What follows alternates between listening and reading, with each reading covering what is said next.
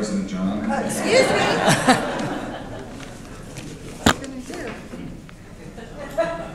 Excuse me, David. David, excuse me. I confirmed another program. You're off. Not tonight? Not today? Not today. Never? Not ever. Sorry.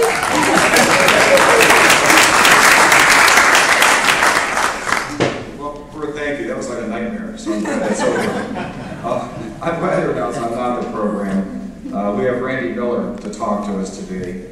Randy's going to give us comments related to PolioPlus. And Randy, I hope you don't mind, but in the interest of time, because I think people would much rather hear you than me, I'll keep your introduction short. Randy is the youngest of 5 children. He received polio when he was 10 months old. This goes back to 1954, just 6 months before the polio vaccine came out. Randy went on to special schools for people who had polio. He later went on and graduated from Elizabethtown College, where he met his wife Joanne. Joanne is with us today.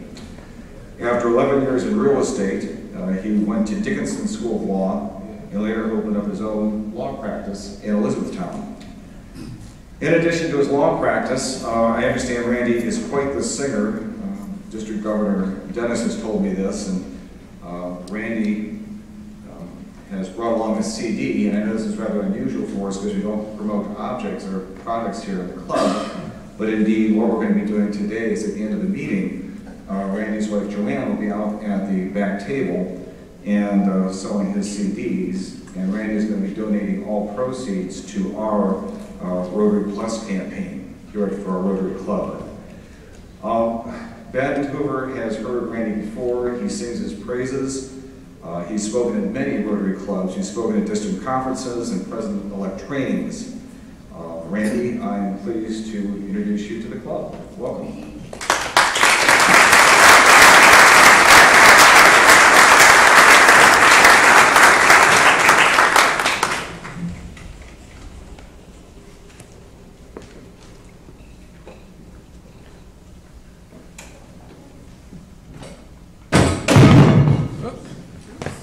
Good equipment here. Snapping out.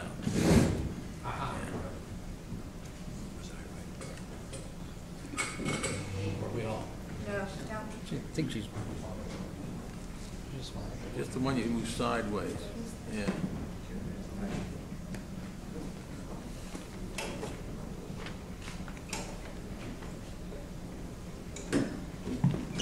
Okay. I hope I didn't break your mic stand. So good to be here. I want to say what a wonderful looking group.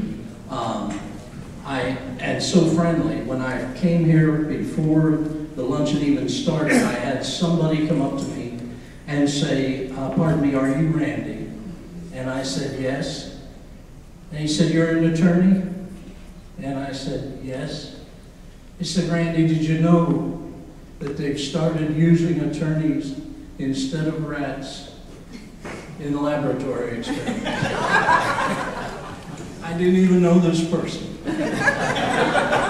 He said there are 3 reasons.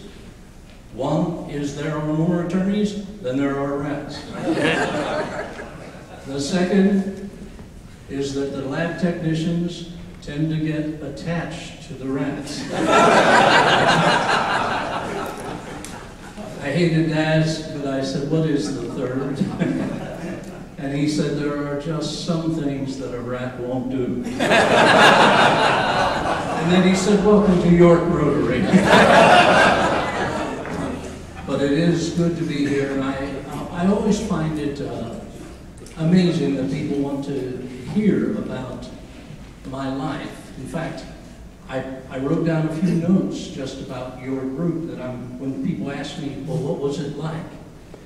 So far, I have that you play croquet and like to watch the paint dry. And that the only dancer got taken off the stage right at the beginning. But my life has been very interesting for me to live, but I don't know that it's that exciting to hear about. But I will share with you that when I was 10 months old in November 1954. I had walked for 3 weeks. My parents tell me this. I don't remember it. But I had been into everything, and then we had polio come to our house. I have 3 sisters and a brother, and each was, I would say, sideswiped. One had a headache. My brother had pain in his legs. Sister got a sore throat. But for me, the baby of the family, it seemed to hit me pretty head on. And I was completely paralyzed. The first symptoms that my mom noticed was that I stopped crying and that I wasn't wetting my diaper anymore. And those might sound like pretty good symptoms sometimes. But she knew something was wrong. Took me to one doctor, and the doctor said, "Oh, Randy has the flu. Bring him back tomorrow if he's not better." And I've always said, and when I talk to her next time, probably on the phone this evening, I will tell her, "Mom, I was at a Rotary group and told them about you and Dad." But there are times when mothers are smarter than doctors. And she took me to another doctor who was more familiar with polio, and he diagnosed that was what I had. Pardon me. Now, polio, as many of you know, and I won't go into a long explanation, but it's a disease that pretty much hits and does its damage. And it hits the nervous systems. In very quick and simple terms, we have 2 nervous systems. When I wave at you, and just for your own exercise, everybody wave at me right now. All right. Okay, when you decided to do that, and I requested it, that's our central nervous systems at work. But while I was waving at you, my heart kept beating, my spleen kept doing whatever spleens do. When we go to sleep at night, we don't have to think. Let's have all the organs continue to function. That's the autonomic nervous system. And the type of polio that I had affected both nervous systems. I was completely paralyzed, able to move only my eyes. They brought in a iron lung. I didn't require its use, but they had it on hand. And there was a little girl down the hall from my room who was 9 years old and had the same strain of polio. And my parents met her parents as we tried to battle against that illness. That little girl didn't make it. My parents were told that I probably would not live. If I did live, because of the great fever I had, there would probably be brain damage. I share with folks that my wife and I have 3 daughters. And when our daughters were teenagers, they would have told you that indeed their dad had something like that. And sometimes they even will say that about my jokes. But I did not, and gradually I was able to get stronger.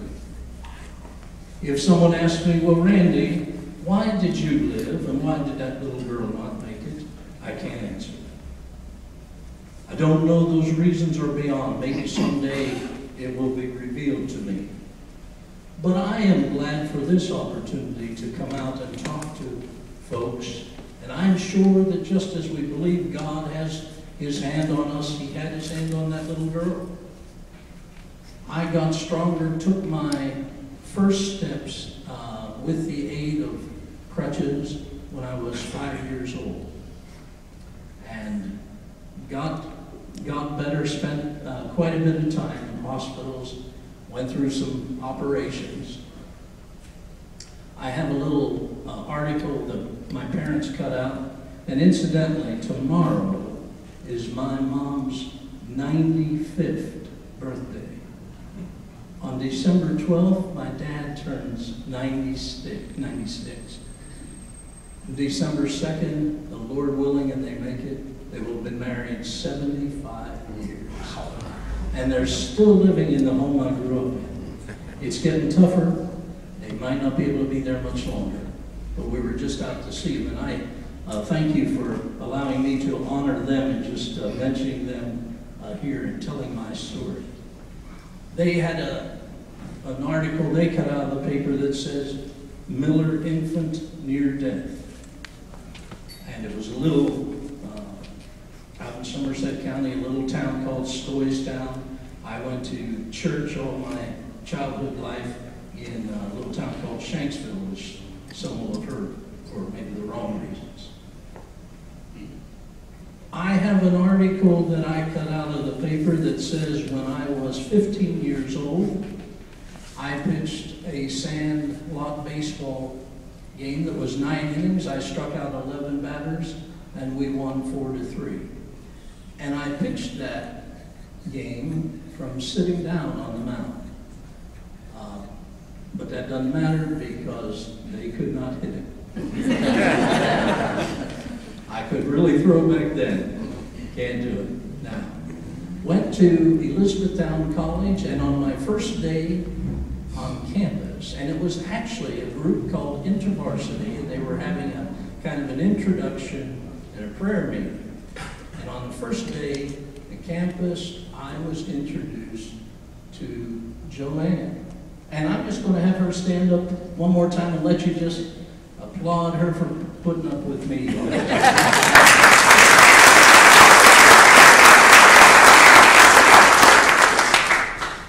I walked up to her, and it was a prayer meeting, and I said, "Your prayers have been answered."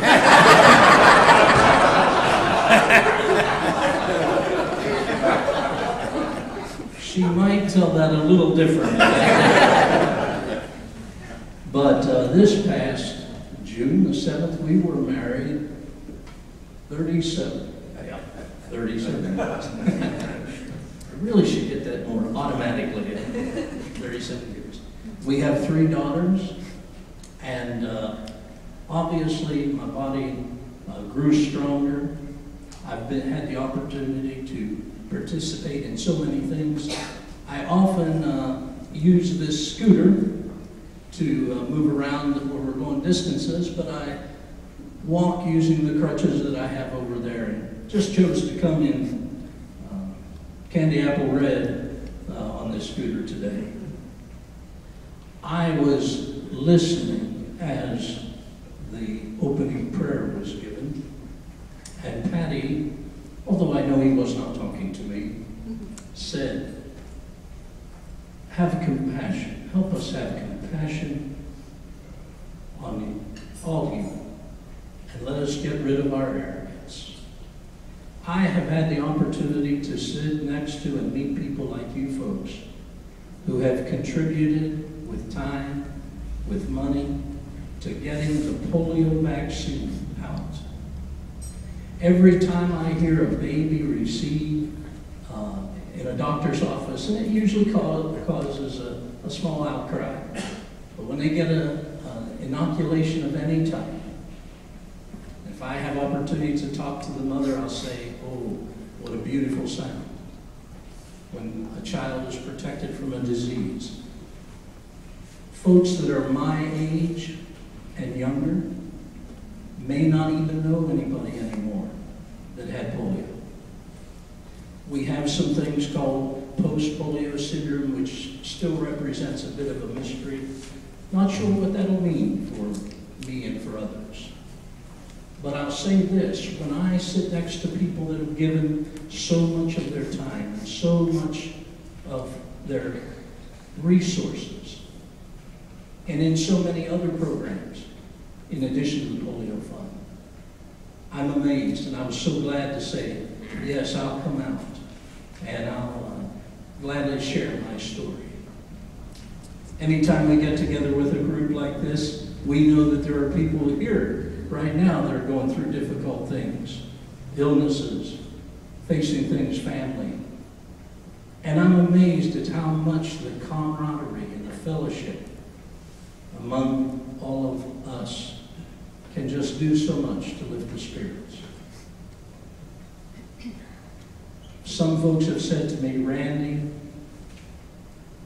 we didn't get the vaccine in time for you. I had polio when I was 10 months old in 54, November. In 1955, in April, the vaccine came out. But I will say this, that somehow, and it's really a mystery to me why this is true, but when they say we didn't get it in time for you, I say, yes, you did. And when you're giving now, you're doing it for many, but I'm included. I have this Christmas CD, and it helps me if you enjoy the music. They are available, and you will see on the back that it's all designed not only to eradicate polio, but to help children's health everywhere. So for all that you're doing, all that you will continue to do as Rotary members, I'd say keep playing that croquet. Keep watching the paint dry. But I also would say to thank you from the bottom of my heart. Thank you very much.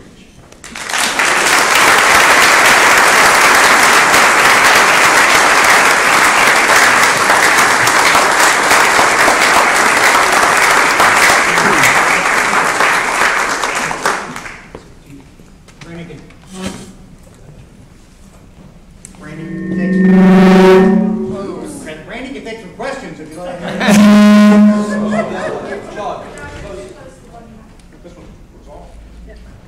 Any questions, or you can come up and talk to Randy up here if you'd like to.